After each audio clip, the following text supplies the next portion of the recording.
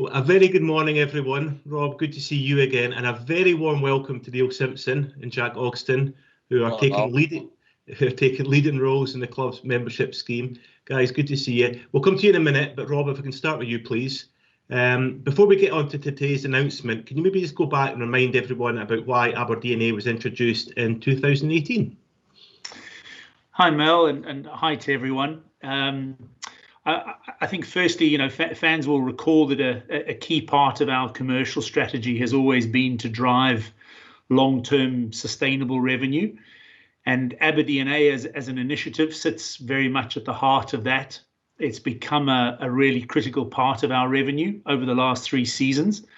If you look back, that's probably just shy of £2 million that DNA has added to the football budget in just 3 seasons. So if you think about this season alone, with all the challenges that we've had from the pandemic, it's still going to cost us as a club about £14 million to run and operate. Season ticket revenue brings in about 1.7 million, or about 11% of what we need from an operational cost perspective. So you then begin to appreciate the importance of DNA and the contribution that it makes to our revenues. I think important to emphasize as well that DNA funding has always been and will continue to be ring-fenced for use exclusively by the football operation. Those funds are generated by the fans and are used to strengthen 3 areas: the first team, the youth academy, and to bolster our high performance environment. Very, very important part of what we do from a football operations perspective. I think, Mel, it's fair to say DNA has been a very successful initiative. I think it's been the envy of many clubs in Scotland. And I think we have the fans to thank for the fantastic contribution that they've made over the last three seasons and into the future, the contribution that they would continue to make. Okay, thanks for that, Rob. Can you now maybe explain a bit about the announcement today and why you've brought Neil and Jack on board and a wee bit about their roles? Sure. I think looking at DNA and we're always critical of ourselves. We always want to try and improve things in the right way. And we identified 2 areas that we thought were really important as part of the membership program going forward. And first, was that we felt DNA could do well by having its own ambassador. And we thought there were probably very few people who were better qualified and better placed to take this on than Neil. So we started having those conversations a couple of weeks and months ago, and Neil seems to be up for the challenge, which is great. I think, he sees of everyone out there, he sees firsthand the direct impact that DNA has in his role as head of the youth academy. And I think he's also excited about actively being able to promote DNA, given what it does for the wider football operation. Secondly, I think for us, we wanted to provide fans with every assurance that the funds are being used appropriately and in the right way. And from that, the idea of having a custodian as part of the membership program was born. I see this role as providing that added level of transparency from someone who is independent, not only from the board, but from the football operation as well. And I think with Jack's background in banking and finance, not to mention obviously his love of the Dons, I think we found an ideal candidate, and we'll hear from Jack in a second how he feels about it as well. In time, Mel, I think we might look to appoint maybe a further custodian or a further ambassador. But right now, I think we're in really good hands with both Neil and Jack together. Well, Jack, if I can come to you, and a very warm welcome on board. Thanks, Mel. First of all, maybe just tell the fans a wee bit more about yourself and your business background. Yes, well, my career was with Clydesdale Bank. Joined there when I was 16 and started in Rothay Norman, which will be a place that certainly Neil's familiar with. And then Dice Airport, as it was known, and then in what I think is now Archibald Simpson, but was our chief office in Aberdeen. Then I moved down to the Central Belt here in 82, which I thought was just going to be 3 or 4 years missionary work, but here I'm still here. So And for about I retired in 2009, but for about the last year, I headed up the bank's corporate banking and structured finance area, which is the kind of larger businesses around Scotland. So that was my kind of banking career, man and boy, with Clydesdale. And as I say, retired in 2009. Since then, Mal, I've been doing non-executive director stuff. Had a few of them, but at the moment I chair a cancer charity and I am deputy chairman of Scottish Building Society. You certainly bring a lot of experience to the role. Just you're obviously a lifelong Aberdeen fan. You've seen all the good times and the bad. You've seen Mr. Simpson in his prime. Indeed, yes. Tell us a wee bit about some of your memories supporting the Dons. I guess if probably, you would go for the European games as some of the really big highlights. The obvious ones. I mean, as far as Pittodrie's concerned, Bayern Munich, the quarter-final, never ever forget, and I don't think anybody it was there will. On the domestic front, well, there was obviously that great Ferguson era that Neil was part of. 79-80 season, I remember a lot in his very fond memories, winning the Premier League for the first time down at Easter Road, beat Hibs 5-0, and it was, of course, radios as opposed to mobile phones at that time. And when Sir Alec ran on the pitch to run to Bobby Clark, that was when we knew that we'd won the league. So that was a great moment there. More recently, and not such a high-profile one, but that, for example, that 4-3 win down at Rugby Park in the Scottish Cup, 2 goals just at the end of extra time. It doesn't get much better there. You're, celebrating with the fans, the players, the management come over. So, as you say, good times and bad, Mal, but lots of great memories. Jack, just tell us a wee bit about the role and how did it come about, and and why did you agree to it? Yeah, well, I mean, as I say, I've a couple of roles at the moment, so I've got time in my hands, and I'd indicated that if there was anything I could do to help the club, I would happily do that.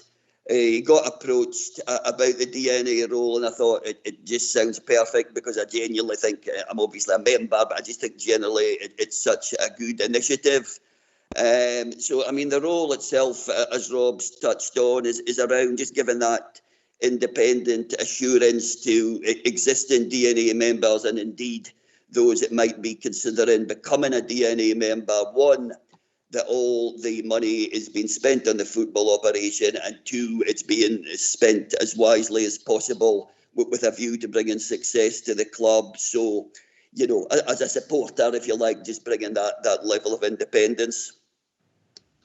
And you mentioned independence, and I think that's an important point to emphasise. I mean, you're independent from the board, and if you're not happy, Jack, you'll tell them, won't you? Yes, shyness is not one of my strong points, Mal, so I think I'll manage it. Yeah. Just a wee bit more, what do you see the role involve you actually doing? Is it the case of sort of looking through accounts, that type of thing? Yes, well, I think we'll sit down, a minimum of twice a year to go, just exactly as you say, to go over accounts, go over bank statements, etc. All that boring, but nevertheless essential financial stuff, just so that I can, if you like, put pen to paper and say, yes, I've independently looked at this. We're doing exactly as it says in the tin, if you like. And listen, if there's anything I can bring to the party beyond that, it helps Neil in any way, or just generally, I'm delighted to do that. I was going to say, Jack, it's great to have you on board. Simi, great to see you, mate. Can I just start by asking you, why did you agree to become the first AberDNA ambassador? Well, I mean, I think, one, it's a privileged position, firstly, to be asked. But, I mean, I think everybody is well aware of my love for the club, being a supporter, watching Joe Harper and Bobby Clark, in the early 70s, Zoltan Vargas scoring the 2 goals against Celtic. And then, obviously, getting the opportunity to be a professional player with the club and be involved in some of the biggest nights in the club's history.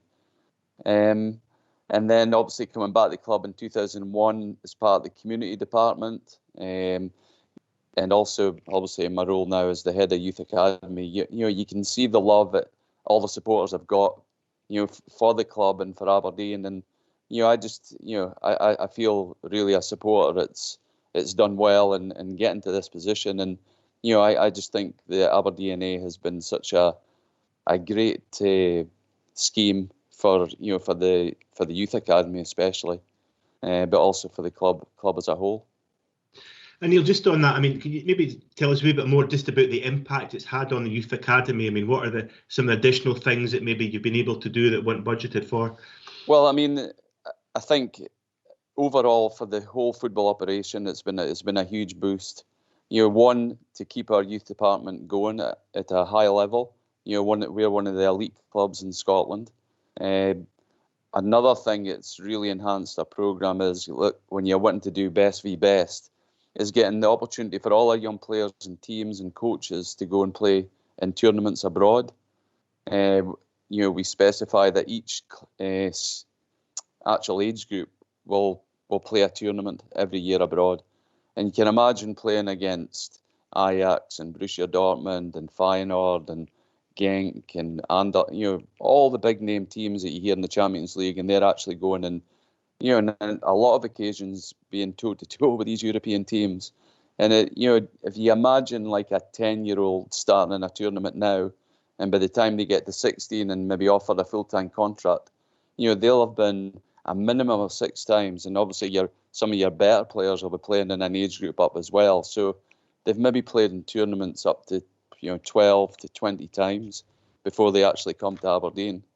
I know from my own experience, we played in a tournament in Holland. That was my first trip abroad with Aberdeen, and we actually went and won it.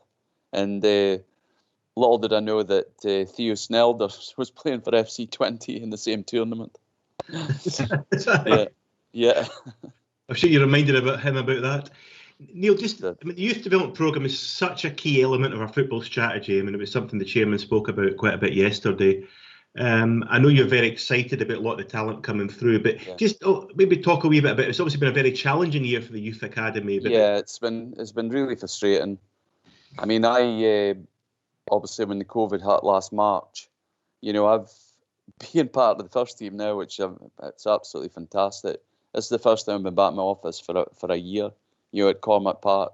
When we got back, when it came out of lockdown, we then had to turn up at the training facility, do your training, and then away again. So that we didn't have the same impact. There was we played a number of games towards the end of last year, but again, that was just regionalised. It's been challenging for the players, coaches, and the parents who recognise it's a big part of their life coming to watch their sons playing. Neil, we fully understand there's a lot of fans out there struggling at the moment. It's a hard time for so many. So we appreciate not everybody's in a position to join or renew the membership scheme at the moment. But just thinking about it, as ambassador, what message would you have to the Red Army, those who maybe are thinking about it? Well, again, the key, and Jack, a big part of this, but I can fully say that the money that they've invested has really helped us. It's helped the club. It's helped improve a number of things throughout the full football operation. And, I fully understand, people, it's been hard times, but, just to assure everybody that, when you're joining up the AberDNA, you're actually making a huge difference to the club in a number of different areas. And Rob, just finally come back to you. We've obviously got the 6,500 paid members. We've also got the 7,000 young members as part of the free under 12 scheme, which launched last year, has been a huge success. Trying to nurture the next generation of fans, and hopefully we're going to see those fans back at Pittodrie very soon. Well, I can only begin to imagine how excited they are to get back, Mel, if Neil's as excited as he is about being back in his office. So, we can't wait for restrictions to ease. All the fans know the lengths that we went to really try and drive the return of fans agenda earlier in the season and the challenges that we came up against there. There's some light at the end of the tunnel. We're starting to hear some encouraging news down certainly south of the border in terms of, perhaps some fans back later this season, and hopefully that starts to get the ball rolling up here. But we've got some fantastic ideas in mind for when we can get fans back, particularly our younger members. There are a number of things that we've got to deliver to them to welcome them back to Pittodrie and give them their first taste of football. These are fans of the future, and we want to be able to nurture them in the right way and encourage them to support the club for the rest of their lives.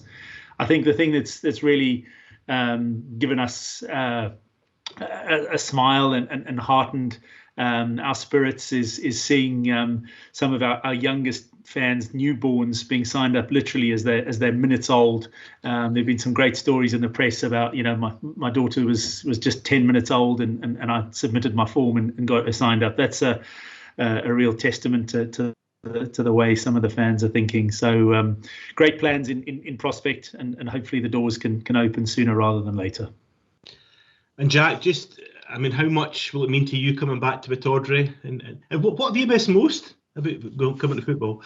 I think, it's obviously, watching the game, seeing your team win, etc. But it's also the kind of banter with your pals, etc., before and after the game. So it's just the whole day experience, if you like. So, yeah, can't wait.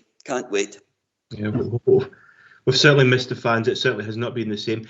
Listen, last question, Neil. As we've got you on, I've got to ask you. You've put the boots back on. You're out there on the training field with the first team. How's it been? How much you enjoyed that? Oh, it's been brilliant. I must say that Paul Sheeran and Barry Robson, first class coaches, and the response from the players, I think, last week and this week has been absolutely brilliant. And obviously my colleague Scott Anderson is helping out as well. If we get the same response and the same level of commitment and the quality that they're showing in training, it won't be long before we start getting 3 points on the board again. Well, hopefully, certainly on Saturday, and when we catch up with the guys out in training later in the week. Rob, Jack, Neil, thank you all very much for your time. Neil and Jack, we wish you all the best for the roles. Thank you. Thank you, guys. Thanks, Mel.